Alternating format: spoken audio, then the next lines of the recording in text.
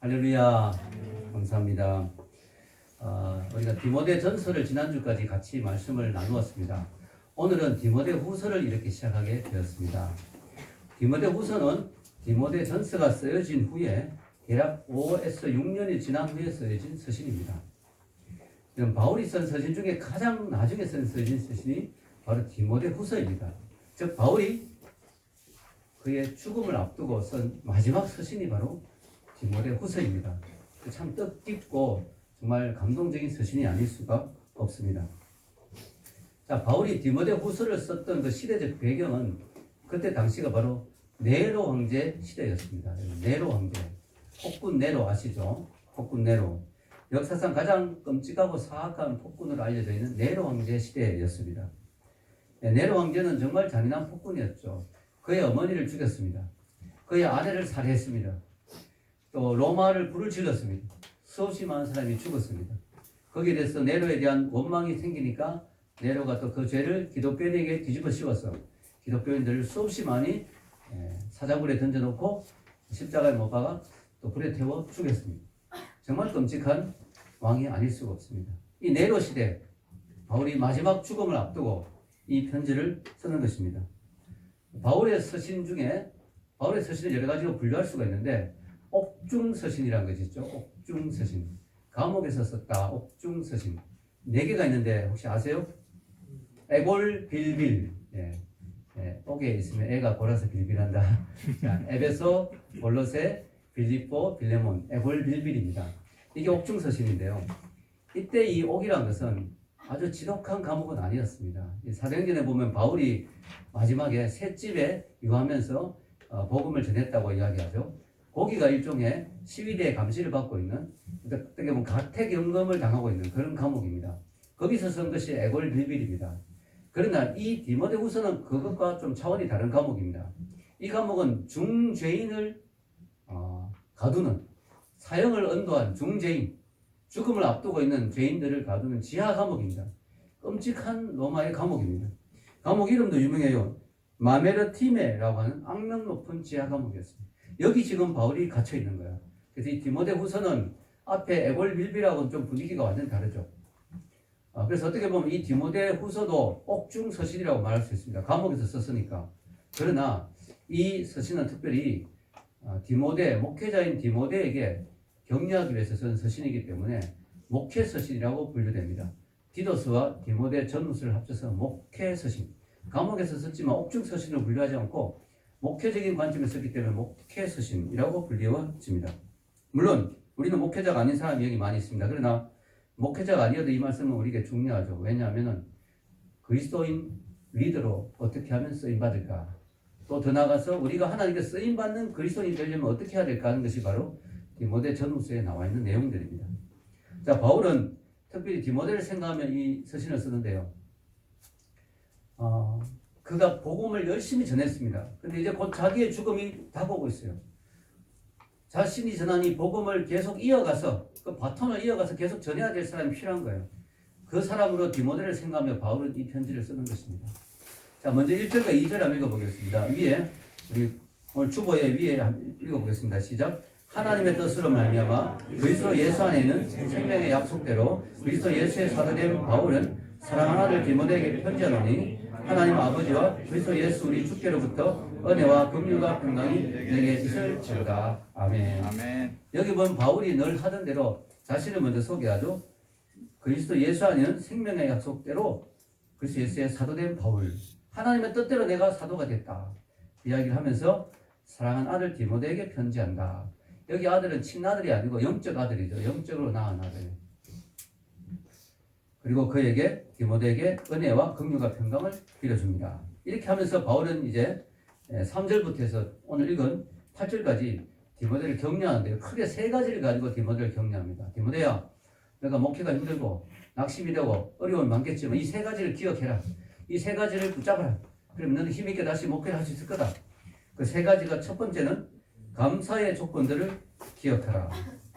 두 번째는 두려움이 아닌 용기를 가지라. 세 번째는 복음과 함께 고난을 받으라. 이 3가지를 이야기합니다. 이 3가지. 이 3가지를 너가 기억하면 내가 다시 일어설 수 있을 거다. 내가 힘을 내서 끝까지 달려갈 수 있을 거다. 이렇게 바울이 이야기하는 것입니다. 그럼 이 세 가지를 한번 생각해 보겠습니다. 첫째, 디모데야, 너가 낙심되고 힘든 일이 많겠지만 그래도 감사할 일이 정말 많다. 너의 감사의 조건들을 좀 기억해봐라 하면서 세 가지를 이야기합니다. 너가 감사할 것 세 가지. 자, 이게 뭐냐? 3절과 4절에 우리가 읽어보면 나오죠. 3절과 4절 위에 한번 읽겠습니다. 내가 밤낮 간구하는 가운데 쉬지 않고 너를 생각하여 청결한 양심으로 조상적부터 섬겨오는 하나님께 감사하고 내 눈물을 생각하여 너 보기를 원하면 내 기쁨이 가득하게 하려 함이니. 자, 첫 번째 바울이 감사해야 될 게 바로 바울의 기도. 디모데야, 너에게 바울이 있다. 멘토가 있다. 그리고 그 바울은 나는 너를 위해서 계속해서 너를 기억하고 기도하고 있다. 그러니까 나의 기도가 뒤에 있으니까 낙심하지 마라. 힘을 내라. 이렇게 바울이 이야기를 하는 것입니다. 자, 바울이 디모데를 정말 사랑했던 것 같아요. 내가 밤낮 간구하는 가운데 쉬지 않고 너를 생각하여. 쉬지 않고 바울은 디모데를 생각했습니다. 자, 지금 바울은 순교의 직면에 있죠. 이 바울은 언제 죽을지 모릅니다. 죽음을 앞두고 있는데도 디모데를 생각하는 거예요. 대단하죠, 여러분. 어떻게 보면 바울은 내가 이제 죽는다고 생각하니까 더더욱 디모데를 생각할 것 같아요. 내가 이제 곧 죽을 테니까 디모데를 정말 앞으로 볼 기회가 없을지도 모른다. 이렇게 생각하니까 디모데가 더 그립고 더 보고 싶었는지 모릅니다. 쉬지 않고 디모데를 생각했습니다. 근데 생각만 한 게 아니고 밤낮으로 너를 위해 간구했다. 기도했다는 거예요, 기도. 디모데를 그냥 생각만 한 게 아니고 디모데를 위해서 끊임없이 기도했다는 거예요. 여러분, 누군가에게 줄 수 있는 가장 귀한 선물은 뭘까요? 뭘까요? 기도죠, 기도. 네. 누군가에게 우리가 줄 수 있는 가장 귀한 선물은 기도입니다. 여기서 눈에 보이는 선물이 아니고 손에 잡히는 선물은 아니지만 너무나 귀한 선물이죠. 특히 디모데는요, 바울의 기도를 받고 있었어요. 여러분, 역사상 최고로 위대한 하나님의 사도 바울의 기도를 받는 디모데는 얼마나 축복된 사람입니까? 그거 하나만 해도 너는 감사할 수 있다. 너는 감사할 수 있다. 힘낼 수 있다. 그렇게 이야기합니다. 자, 바울이 정말 훌륭하죠. 디모데를 위해서 늘 생각하고 기도하고. 그런데 디모데도 바울의 기도를 받을 만한 그런 훌륭한 사람이었던 것을 알 수가 있어요. 어떻게 알 수 있느냐? 여기 보면 힌트가 나오죠. 내가 밤낮 간구하는 가운데 쉬지 않고 너를 생각하여 청결한 양심으로 조상적부터 섬겨오는 하나님께 감사하고. 너가 청결한 양심으로 하나님을 섬겨왔다. 디모데도 훌륭한 사람입니다. 디모데도 참 바울의 기도를 받을 만한 사람입니다. 청결한 양심을 가졌어요. 여러분, 이게 인생을 살아보니까요, 생각보다 양심이 청결한 사람이 그렇게 많지 않더라고요. 네. 마음이 정말 순수하고 깨끗하고 청결한 사람이 그렇게 많지 않아요, 생각보다. 여러분, 예수님이 복음의 씨를 뿌리는 비유를 하시면서 마음을 밭으로 비유하잖아요. 좋은 밭은 네 밭 중에 하나예요. 즉 4분의 1이 좋은 밭이고 4분의 3은 나쁜 밭이에요. 그죠? 좋은 밭이 참 쉽지 않습니다. 25% 정도 되는 거예요. 여러분이 만난 사람들 중에 한 25%가 좋은 밭을 가지고 있는 사람들. 여러분, 더군다나 오늘날 같은 경우에 더 많이 마음이 왜곡되고 병들었죠. 그래서 25%도 안 될 것 같아요. 그래서 여러분, 좋은 밭이 참 중요합니다. 디모데가 청결한 양심, 좋은 마음의 밭, 좋은 양심을 가지기 때문에 거기에 바울이 뿌린 복음의 씨가 잘 뿌리내리고 결실을 맺게 되는 거죠. 그래서 여러분도 여러분의 마음의 밭을 잘 살펴봐야 됩니다. 제가 목회를 오랫동안 해보면서 느낀 것은요, 말씀을 전하는 것도 중요하고 복음의 씨도 중요하지만 마음밭이 정말 중요하다. 그 사람의 마음밭이 어떠냐에 따라서 결과가 너무 달라지는 거예요. 똑같이 복음을 뿌렸는데, 똑같이 붙들고 양육을 했는데, 똑같이 말씀을 가르쳤는데 결과가 너무 다른 거예요. 마음밭이 다르면 결과가 너무 달라지는 거예요. 그래서 여러분들도 내가 정말 청결한 양심을 가졌는가? 내가 순수하게 말씀을 받아들이는가? 내가 복음에 대해서 정말 적극적으로 반응하는가? 내가 하나님의 말씀을 그대로 순종하고 따르는가? 내 양심은 깨끗한가? 이런 것들을 늘 살펴봐야 될 줄 믿습니다. 아멘? 또 디모데가 훌륭한 사람인 두 번째 이유는요, 4절에 보면은 내 눈물을 생각하여 너 보기를 원하면 내 기쁨이 가득하게 하려 함이니. 디모데가 눈물의 사람이었다. 여러분, 눈물이 있는 사람은 참 순수하잖아요. 디모데는 참 눈물이 있는 사람이었다. 복음 앞에서 순수하게 반응하고 감격하고 감동해하고 또 특별히 바울의 그 사랑을 디모데도 정말 느끼면서 눈물로 화답하고. 특히 디모데가 언제 눈물을 많이 흘렸느냐 생각하니까 사도행전에 보면 바울이 에베소 교회 장로들 불러 모아놓고 마지막 작별 인사를 하는 게 나오거든요. 내가 이제 예루살렘으로 올라가면 언제 돌아올지 모르겠다. 바울은 순교를 각오하고 올라가는 거예요. 또 가면은 큰 위험한 일이 기다린다는 경고도 이미 받았어요. 선지자들에게. 그래도 바울은 올라가는 거죠. 다시는 못 올 수도 있다. 그 생각하면서 이제 마지막 작별 인사를 하는데 얼마나 많이 울었는지 몰라요. 성도들이. 그때 디모데도 같이 많이 울었지 않겠나. 바울이 차가운 감옥에 앉아서 가끔씩 그때 그 장면이 떠오르는 거예요. 나와 헤어지기 싫어서 그 울고 있던 디모데의 그 눈물, 그 뜨거운 눈물, 내가 너 눈물을 생각하면서 내가 너를 한 번만 더 만났으면 좋겠다. 그래서 너를 다시 봐서 내 기쁨이 가득하면 좋겠다. 그렇게 바울이 이야기를 합니다. 여러분, 우리가 순수해야 됩니다. 복음에 대한 감동이 있어야 됩니다. 사람에 대한 감동이 있어야 됩니다. 눈물이 있어야 됩니다. 감격이 있어야 됩니다. 아멘. 디모데는 순수한 사람이었어요. 그래서 바울이 디모데를 참 사랑했던 것 같아요. 순수하잖아요. 꼬여있지 않고 바울이 뭐 말만 하면 삐딱하게 받아들이지 않고 바울이 말하면 정말 순수하게 받아들이고 반응하고 말이죠. 감동이죠. 자, 디모데야, 너가 지금 낙심되고 힘들지만 너가 감사할 조건이 많다. 이것들을 생각하면 너가 힘을 얻을 수 있다. 첫째는 내가 너를 위해서 기도하고 있다. 이 감사할 조건이다. 둘째는 신앙의 유산이 있다. 너에게는. 이거 너무 감사할 조건이다. 너가 모태신앙이다. 신앙의 유산이 있다. 이거 얼마나 귀한 일이냐. 5절 읽겠습니다. 이는 내 속에 거짓이 없는 믿음이 있음을 생각합니다. 이 믿음은 먼저 내 외조모 로이스와 내 어머니 유니게 속에 있더니 내 속에도 있는 줄을 확신하노라. 아멘. 자, 디모데는요, 거짓이 없는 순수한 믿음을 가지고 있었어요. 물론 디모데의 마음이 청결하기 때문에, 양심이 청결하기 때문도 있지만 그 엄마와 할머니의 모태신앙의 신앙교육을 잘 받은 거예요. 그래서 믿음이 순수한 믿음이 들어갔어요. 모태신앙이죠. 디모데의 아버지는 조금 별로 이렇게 중요하게 여기지 않습니다. 여기 보면. 왜냐하면 헬라인인데 그렇게 영적으로 디모데에게 뭐 믿음의 영향을 끼친 것 같진 않아요. 그런데 그 할머니와 어머니가 아주 믿음이 좋았던 것 같습니다. 여러분, 모태신앙의 좋은 케이스였죠, 디모데가. 여러분, 모태신앙들을 보면 모 아니면 도죠. 모 아니면 태가 아니고 모태. 모 아니면 도입니다. 모 아니면 도. 예. 자, 무슨 뜻이냐? 모태신앙의 사람 보면 되게 믿음이 좋거나 아니면 아예 세상 사람보다 못하거나 이런 경우가 되게 많습니다. 그 왜 그런가? 저는 그 이유가 부모의 모범이 있었느냐 아니냐.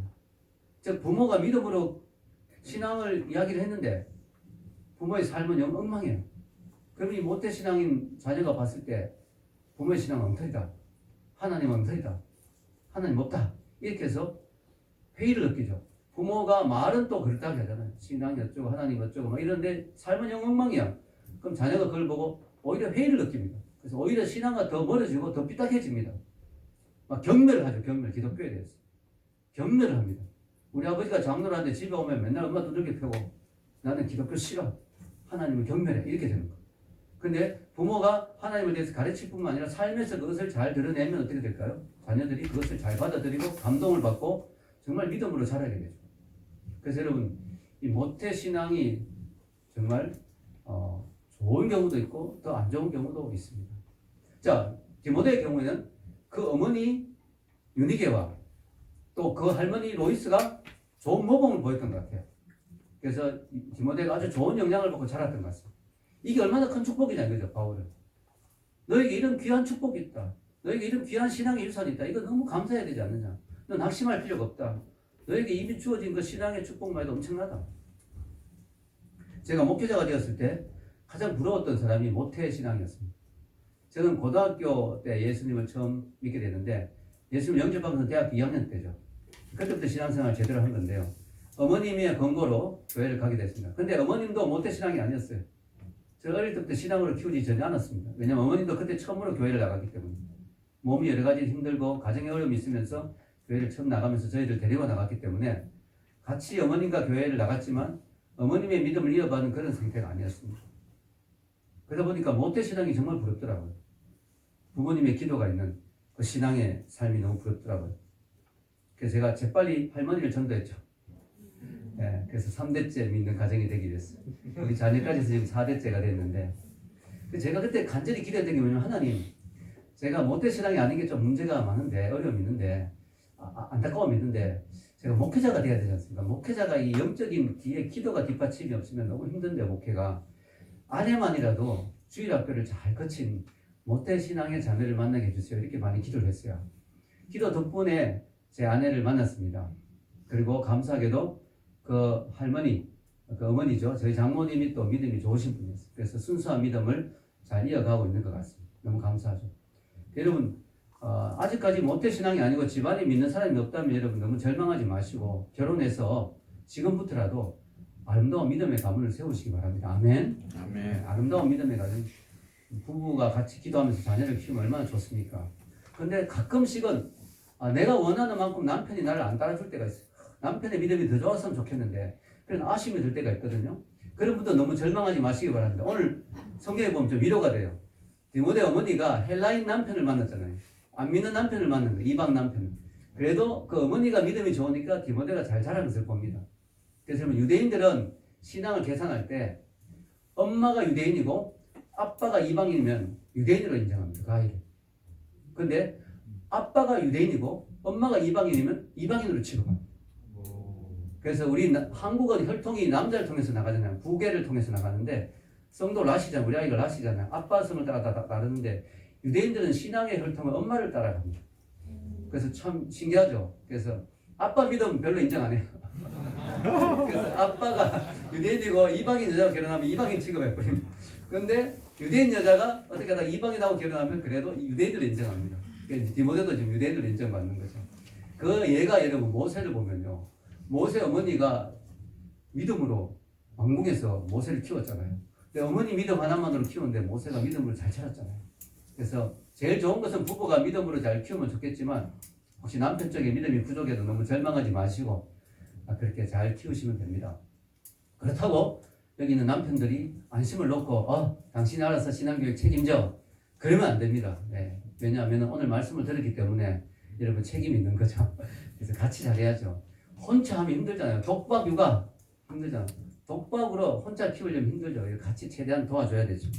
자, 그래서 디모데에게 이야기합니다. 디모데야, 너가 아름다운 신앙의 유산이 있다. 너 감사해야 될 이유가 있다. 요즘 금수저 이야기 많이 하죠. 금수저. 네.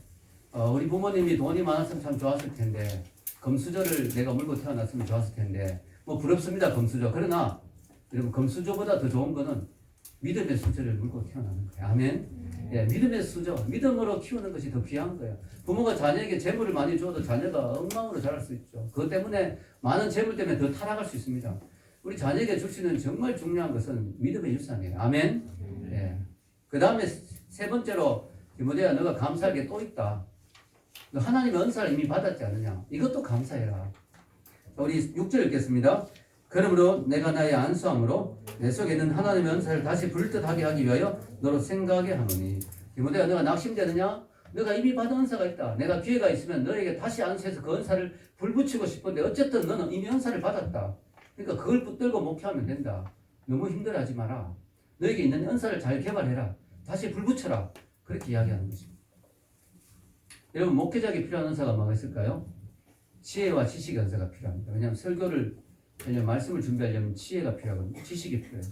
그 다음에 가르치는 은사가 필요해요. 말씀을 잘 가르쳐야 되니까 가르치는 은사가 필요해요. 그 다음에 잘 영적으로 이끌어야 되니까 리더십의 은사, 즉 다스리는 은사가 필요합니다. 아마 디모데에게 이런 은사들이 목사 안수 받을 때 주어졌던 것 같아요. 하나님 은사가 임했던 것 같아요. 디모데가 너에게 이미 은사가 있다. 이것도 잘 개발해라. 이렇게 이야기를 하는 것입니다. 그러면서 여기서 보면 부릴 듯 한다 하는 것이 원래 원어적으로 보면 현재 시제로서 계속 부릴 듯 하게 한다. 너가 지금 불이 약간 꺼졌는데 처음에 받을 때 그 목사 안수 받을 때 받은 은혜가 조금 가라앉았는데 다시 불러 일으켜라. 그리고 그걸 계속 타오르게 해라. 우리가 은혜를 한번 받는 것도 중요하지만 뭐예요? 계속 가는 게 중요해요. 기도원 가서 은혜 받는 것도 중요하지만 제가 지금 혜림을 보면서 이야기하고 있습니다. 그 은혜가 계속 가는 게 중요합니다. 아멘. 네, 계속 꾸준히 가는 게 중요합니다. 우리가 한번 뜨겁게 화끈하게 은혜 받는 것도 중요하지만 그것도 너무 귀하죠. 그러나 그것이 계속 타오르게 하는 게 중요해요. 여러분 제가 목회를 해보니까요. 진짜 신앙의 변동이 없이 꾸준히 하는 게 진짜 어려워요. 진짜 그게 최고의 신앙입니다. 정말 뭐 오늘 막 뜨거웠는데 내일 보니까 막 갑자기 식어버리고 교회도 잘 안 나오고 이거 정말 문제 많습니다. 여러분 정말 은혜를 받아가지고 그것을 꾸준하게 평생 유지하는 거 그게 정말 어렵고 그게 정말 중요한 거예요. 아멘. 그리고요 나에게 없는 은사를 자꾸 찾으려고 하지 마요. 나에게 없는 은사 자꾸 부러워하지 말고 내가 이미 받은 은사들을 자꾸 개발하는 게 중요합니다. 이미 내게 주어진 은혜, 내게 주어진 은사, 내게 주어진 축복, 내게 주어진 기회들, 재능들, 은사들 그런 것들 자꾸 활용하고 그것을 발전시키는 것이 중요합니다. 여러분 바울은 이걸 통해서 디모데를 격려합니다. 두 번째는 두려움이 아닌 용기를 가지라. 자, 바울이 디모데를 격려한 방법이 세 가지라 했죠. 오늘 첫째는 감사할 게 많다. 기도하는 바울이 있고 신앙의 유산이 있고 너에게 받은 은사가 있다. 감사해라. 이걸 가지고 생각하면 내가 힘을 낼 수 있다. 두 번째는 두려움이 아닌 용기를 가지라. 직접 격려합니다. 자꾸 두려워하지 마라. 용기를 해라. 그래서 용기를 불어넣어 줍니다. 7절을 읽겠습니다. 7절 시작. 하나님이 우리에게 주신 것은 두려워하는 마음이 아니요 오직 능력과 사랑과 절제하는 마음이다. 자, 디모데에게 보면 이렇게 디모데 전서와 후서를 보면 디모데가 조금 소심하고 두려움이 좀 많은 사람이었던 것 같아요. 전 디모데가 되게 위로가 되더라고요. 바울 같은 사람만 있으면 우리는 기가 죽잖아요. 야, 바울 같아야지 우리가 어떻게 주의를 하겠느냐. 나같이 소심한 사람이 무슨 주의를 하겠느냐. 근데 디모데가 주의를 잘했거든요. 그래서 야, 디모데 같은 성품도 괜찮다. 사실 여러분 어느 성품이 더 훌륭하다 함부로 말하기 어려워요. 왜냐하면 바울은 부르심이 달라요. 바울은 개척자예요. 바울은 선교사예요. 그런 사람이 소심하면 아무것도 못해요. 바울은 돌에 맞아도 툭툭 털고 일어나고 또 들어가고 바울 같은 성격도 필요하고요. 디모데는 목회자예요. 목회자는 그곳에서 안정적으로 한 곳에서 오랫동안 목회하는 게 필요해요. 거기 위해서는 좀 막 불같은 성격이나 화끈한 성격보다는 차분하고 안정적인 성격이 필요하죠. 디모데는 디모데 나름대로 또 좋은 성격이에요. 그래서 디모데가 성격에 문제가 있다 이렇게 말할 수는 없어요. 다만 좀 용기가 부족했던 것 같아요. 디모데가 교회에 여러 가지 이단들의 많은 문제가 있을 때 그것을 직면해서 치고 나갈 그런 용기가 좀 부족하고 자꾸 낙심을 잘하는 면이 있었던 것 같아요. 그래서 바울이 용기를 내라. 하나님 우리에게 주신 것은 두려워하는 마음이 아니다. 능력과 사랑과 절제하는 마음이다. 여러분 우리에게 왜 능력이 필요하냐. 우리가 사탄과 싸우기 위해서 영적 전쟁하기 위해서 우리가 능력이 필요하죠. 사랑은 왜 필요할까요? 교인들을 품기 위해서는 사랑이 필요해요. 네. 교인들을 품기 위해서는 사랑이 필요해요.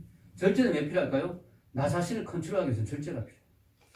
그래서 나와의 싸움, 또 세상과의 싸움, 예, 목회의 그런 현장의 힘듦 다 극복하기 위해서는 능력과 사랑과 절제가 다 필요한 거예요. 하나님 이거 우리에게 주신다는 거야. 성령님이 주신다는 거죠. 여러분 오늘날 현대인들을 가장 좌절시키는 게 뭐냐면 두려움이에요. 두려움에 사로잡혀서 우리는 살아갑니다. 재정에 대한 두려움, 건강에 대한 두려움. 여러분 마케팅의 가장 중요한 원칙은 뭘까요? 두려움을 없애주는 그것이 마케팅이에요. 여러분 건강이 두렵습니까? 이 약을 드십시오. 여러분 재정이 두렵습니까? 이 보험을 드십시오. 여러분 미래가 두렵습니까? 이걸 하십시오. 이게 전부 마케팅이 다 두려움에 대한. 여러분 늙어 가까워 두렵습니까? 이 화장품을 사십시오. 이게 다 두려움을 파는 거예요. 예. 우리가 현대인들은 두려움에 사로잡혀 있습니다. 그런데요 오늘 성경 분명히 말합니다. 하나님은 우리에게 주는 것은 두려움이 아니다. 오직 능력과 사랑과 절제하는 마음이다. 그래서 여러분 내 마음에 두려움이 찾아오면 이건 하나님 주신 마음이 아닌 걸 알아야 됩니다. 내 마음에 부정적인 생각이 찾아오면 그건 하나님 주신 게 아닌 걸 알아야 됩니다. 내 마음에 우울한 마음이 찾아오면 그건 하나님 주신 게 아닌 걸 알아야 됩니다. 아멘. 하나님은 그걸 주신다고 안 했어요. 하나님 것이구나. 하나님 주신 거구나. 받아야지. 이게 아닙니다. 이건 하나님께 도는 게 아니다. 물리쳐야 됩니다. 하나님 우리에게 주시는 마음은 두려운 마음이 아니고 부정적인 마음이 아니고 우울한 마음이 아니고 절망적인 마음이 아니고 뭐예요? 사랑과 용기와 또 절제와 능력과 건신하는 마음 이런 것들입니다. 그래서 여러분 바울이 디모데에게 격려했듯이 우리도 이 말씀을 받고 용기를 내야 될 줄로 믿습니다. 마지막으로 바울이 이야기하면 복음과 함께 고난을 받으라. 어떻게 보면 마지막 활용 정점이죠. 점을 탁 찍는 거죠. 디모데야 이 모든 걸 다 이야기했지만 그래도 두렵고 그래도 자신감이 없고 하면은 그래도 너무 힘들고 목회가 너무 힘들다고 생각되면 당연하다고 생각해요. 복음이 오면 고난이 같이 오는 거다. 복음을 전하려면 고난이 같이 있는 거다. 복음과 함께 고난을 받을 각오를 해라.